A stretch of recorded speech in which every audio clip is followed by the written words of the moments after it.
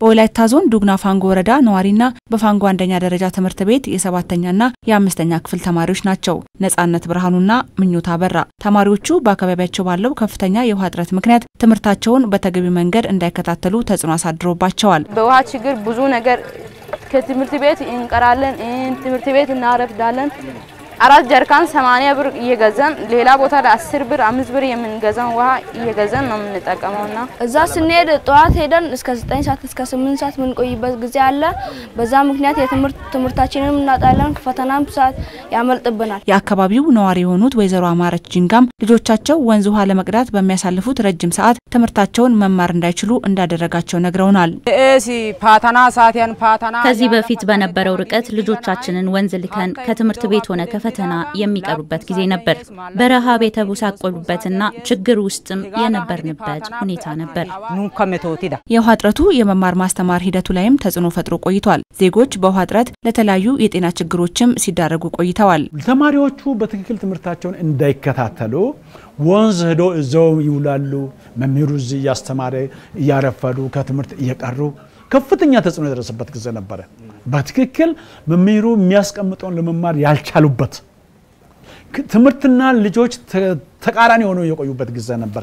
ከዚህ በፊቱ የውሃ ወረርሽኝ ኮሌራ በሽታ ተጠቂ የሆነችበት አጋጣሚዎችም አሉ። አምናም ካቻምናም በየአመቱ ሲዝናሊ የበጋ ወቅቶች ሲመጡ ከውሃ ችግርም ጋር ተያይዞ ባለ ሰው የተገኘውን የወንዝን ውሃ ኦሬዲ ይተከማል። ያም ደግሞ ብክነቶች አሉ። በተለያዩ የኢትዮጵያ አካባቢዎች እየተተገበረ የሚገኘው የግድቤን በደጄ ፕሮጀክት የዝናብ ውሃን ከጣሪያ ላይ በማሰባሰብ ቀላል በሆነ ቴክኖሎጂ ውሃን በማቆር ጥቅም ላይ ያዋለ ይገኛል። በሁሉም ክልሎች በተለይም ደግሞ በትምህርት ቤቶች እየተተገበረ ያለው ፕሮጀክቱ ተጠቃሚ ካደረጋቸው አካባቢዎች በደቡብ ኢትዮጵያ ክልል ወላይታ ዞን ተጠቃሽ ነው። በወላይታ ዞን ዱግና ፋንጎ ወረዳ በፋንጎ አንደኛ ደረጃ ትምህርት ቤት ይህ የግድቤን በደጄ ፕሮጀክት ተግባራዊ እየተደረገ ሲሆን ተማሪዎችም ሆኑ ወላጆች ከዚህ ቀደም በውሃ እጥረት ምክንያት ይደርሰባቸው የነበረውን ችግር ቀንሶታል። የውሃና ኢነርጂ ሚኒስቴርም ይህንኑ ሐሳብ ይጋራል።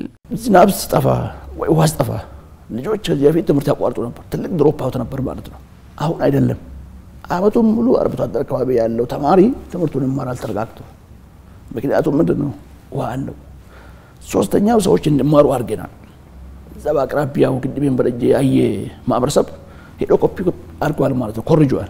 ሶማሌ ክልል የሚገርም ስራ አይተናል።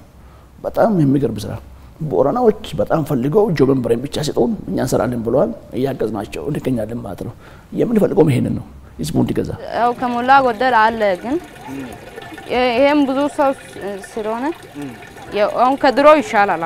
100% ተቀርፏል ማለት ባይቻልም እንኳን ይሄ ፕሮጀክት ተቀርጾ ከመጣበት ጊዜ አንስቶ የተወሰነውን ወሰን ችግር እንኳን እየተቀረፈበትና እናቶቻችን እህቶቻችን እኛው ከዚህ ውሃ እየተጠቀምን ከችግራችን ትንሽ ተንፈስ ያለንበት ጊዜ ነው። አካባቢው ካለበት የውሃ ችግር ሙሉ ለሙሉ ለማላቀቅም መንግስትም ሆነ ሌሎች ተቋማት ርብርብ እንዲያደርጉም ጠይቀዋል።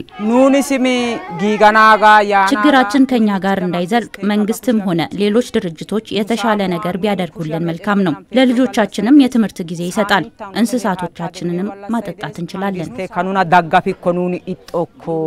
የወረዳው የውሃ ሽፋን 11 በመቶ ብቻ ነው። ይህንን ከፍ ለማድረግ ፕሮጀክቱ ሚናው ከፍ ያለ በመሆኑ ይህንኑ ማስፋት ስራ ይሰራል። እንደ ሀገርም ይህንን ቴክኖሎጂ ለማዳረስ እየተሰራ ነው። የማቆሪያውን ስራ ኦሬዲ ሞዲፋይ ተደርጎ ሙሉ አጠቃላይ ተከድኖ ንጽህናውን በጠበቀ መልክ ሴፍቲውን ጠብቆ በሶላር ሲስተም ተገጥሞ ለማህበረሰቡ ምቹ ሆኖ የማቅረቡ ስራ እጅጉን የሚበረታታና እኛም ደግሞ ያንን ባጀቱ እንደ ባጀት ኦሬዲ ችግር ነው ይያልን ከመሄድ ባለፈ እኛም በእኛ ደረጃ መስራት እንችላለን የሚል ኮንሺየስ አመለካከት ኖሮን መስራት እንደምንችል ያየንበትም ነው። ኦልሞስት አሁን በዚህኛው ትምህርት ቤት እንዳያችሁ እጅጉን ማህበረሰቡ እፎይታ በትንሹ ያገኘበትም ነው።